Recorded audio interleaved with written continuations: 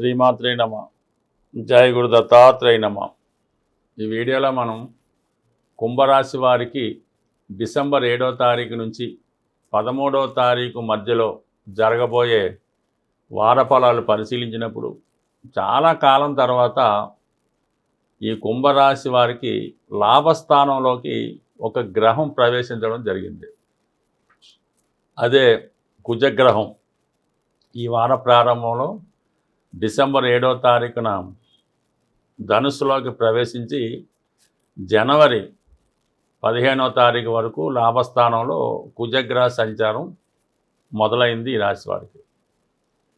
దాంతోపాటుగా మిగిలిన 3 గ్రహాలు రవి, శుక్ర, బుధ కూడా నెమ్మదిగా 11వ స్థానంలోకి రావడం జరుగుతుంది. ముందుగా కుజుడు ప్రవేశంతో ఈ కుంభరాశి వారికి ఒక విధమైనగా ఆక్సిజన్ లాంటిది లభించినట్టే చెప్తాను నేను. అంటే ఆదాయ వనరులు పెరుగుతాయి, సహకరించే వాళ్ళు పెరుగుతారు, అటు రక్త సంబంధీకులు, బంధువులు సహకరిస్తారు. ముఖ్యంగా మీ యొక్క విద్వత్తు, మీ టాలెంటు మీకు ఈ సమయంలో ఉపయోగపడడం జరుగుతుంది అన్నమాట. అంటే మొత్తం మీద ఫైనాన్స్ సపోర్ట్ ఉంటుంది, పెద్దల సహకారం ఉంటుంది. అయితే ఇక్కడ కుజుడు ఈ రాశి వారికి తృతీయ దశమాధిపతి అవటం వల్ల, దశమాధిపతిగా లాభస్థితి అంటే ఉద్యోగ ప్రయత్నాలు ఫలిస్తాయి, ఉద్యోగంలో ఆదాయం పెరుగుతుంది, ఒక విధమైన ప్రమోషన్ వస్తూ ఉంది, అలాగే ఎక్కువ ఆదాయం కూడా పెరుగుతూ ఉంటుంది. అలాగే మిత్రులు సహకరిస్తారు, అన్నదమ్ములు సహకరిస్తారు, ధైర్యంగా ముందుకు వెళ్తారంటే అనేక సమస్యలు ఉన్నప్పుడు ఎవరో ఒకరు బ్యాక్లో ఉండి సపోర్ట్ చేస్తుంటే మనకి ఆ సమస్య పరిష్కారం అయినా అవ్వకపోయినా దాని నుంచి రిలీఫ్ రావడం జరుగుతూ ఉంటుంది. మరి ఈ సమయంలో అటువంటి రిలీఫ్ అన్నది రాశికి రావడం, ఎవరో ఒకరు వెనకాల ఉన్నారనే ధైర్యంతో జాతకుడు ముందుకు వెళ్ళడం జరుగుతూ ఉంటుంది. అలాగే ఏంటంటే ఈ బుధుడు అష్టమాధిపతిగా దశమస్థాన సంచారం వల్ల ఉద్యోగంలో అనుకోకుండా కొన్ని మార్పులు రావడం జరుగుతూ ఉంటుంది.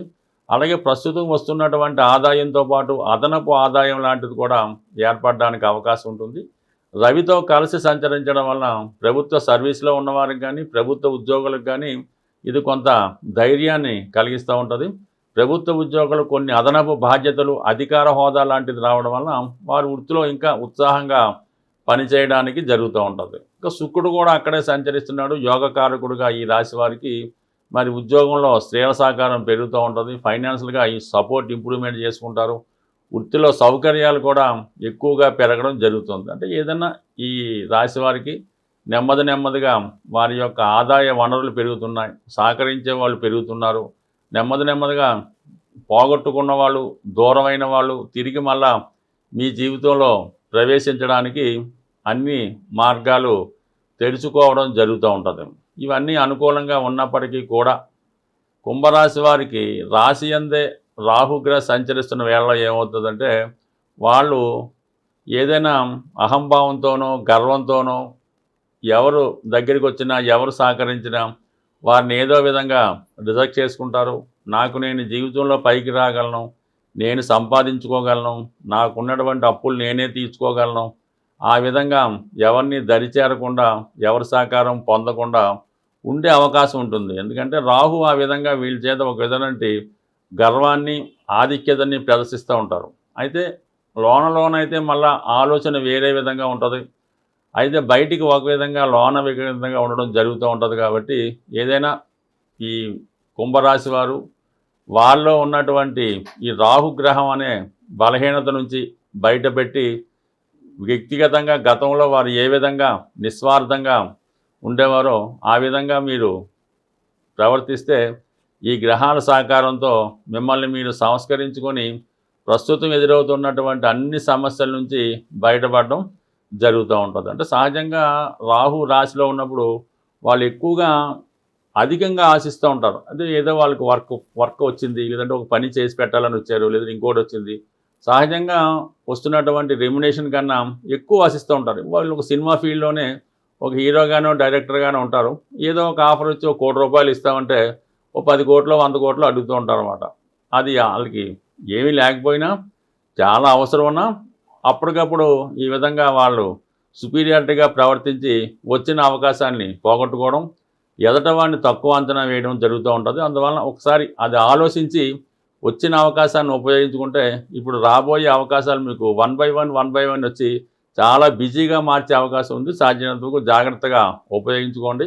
అలాగే వాక్స్థానంలో కుటుంబ స్థానంలో ఉన్నటువంటి శని భగవానుడు కుటుంబ అవసరాలకి ఎంత ధనం ఖర్చు పెట్టినా ఇంకా లోటు కనబడుతూ ఉంటుంది. బట్ ఈ సమస్యల నుంచి మీరు బయటపడడానికి కంప్లీట్గా ఒక 8 మంగళవారాలు హనుమాన్ ఆలయంలో సింధూరంతో హనుమానికి అభిషేకం చేయడం వల్ల కంప్లీట్గా మీలో పరివర్తన జరిగి మంచి మార్గంలో వెళ్ళడానికి అవకాశం ఉంటుంది. సాధారణంగా మన జన్మ జాతకం అన్నది దాంట్లో ఉన్నటువంటి దశలు యోగాలు ఇవన్నీ కూడా బ్యాంకులో దాచుకున్నటువంటి ధనం లాంటిది, లేదంటే మన పేరుతో భగవంతుడు బ్యాంకులో డిపాజిట్ చేయడం ధనం లాంటిది.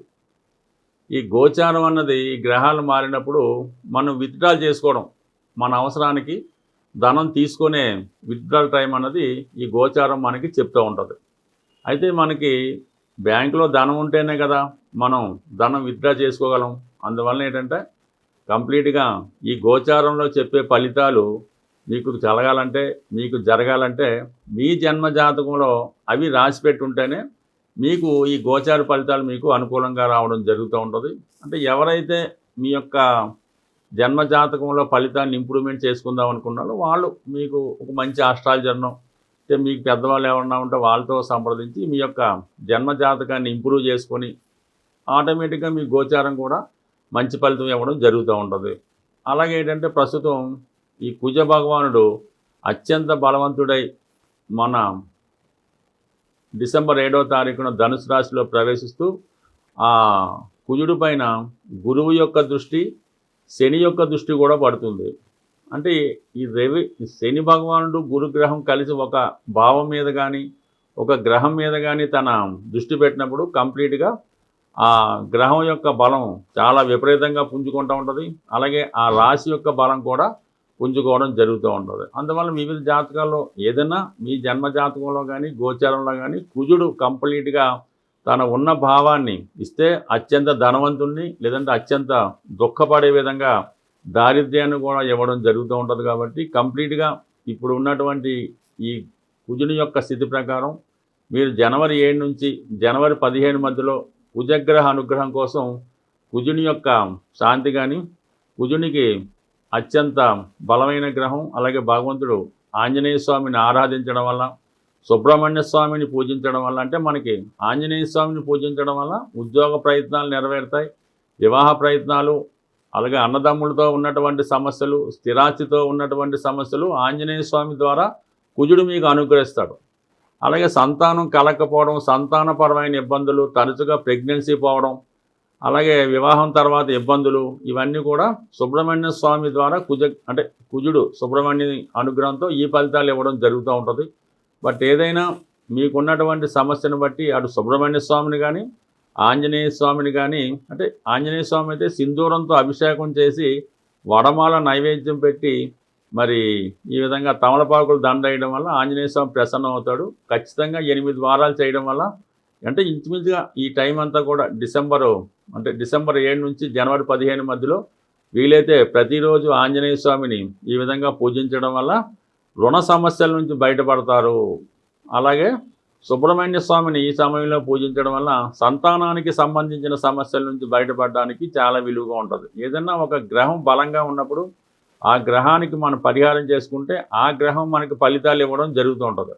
అదే ఒక గ్రహం బలహీనంగా ఉన్నప్పుడు దానికి ఎంత పరిహారం చేసినా ఉపయోగం ఉండదు. కాబట్టి ఆ సమయంలో ఆ గ్రహానికి సంబంధించినటువంటి దానాలు అటువంటివి చేయడం వల్ల ఆ గ్రహం స్ట్రెంత్ పెంచుకొని మనకు ఫలితం ఇవ్వడం జరుగుతూ ఉంటుంది. బట్ ఏదైనా మనం ఇచ్చిన ఫలితాన్నే తిరిగి మనకి ఆ గ్రహం ఇవ్వడం జరుగుతూ ఉంటుంది. బట్ ఏదైనా మీరు ఈ సమయంలో మీలో ఉన్నటువంటి సమస్యను బట్టి మీ జాతకంలో ఆ యోగం ఉన్నదా లేదా తెలుసుకొని ఈ గ్రహాలకి మనం తగు విధంగా పరిహారం చేసుకోవడం వల్ల ఇప్పుడు ఈ సమయంలో ఆర్థిక ఇబ్బందులతో ఉన్నవాళ్ళు, భూమి సంబంధించిన సమస్యలు, భార్యతో పడుతున్న ఇబ్బందులు, అలాగే సంతానం లేక ఇబ్బందులు పడుతున్నవారు ఈ సమయంలో ఈ పరిష్కారం చేసుకోవడం వల్ల, ఈ గ్రహాలను ఆరాధించి ఆ దేవతల్ని పూజించడం వల్ల ఫలితం కూడా చాలా క్విక్గా రావడం జరుగుతుంది. స్వస్తి.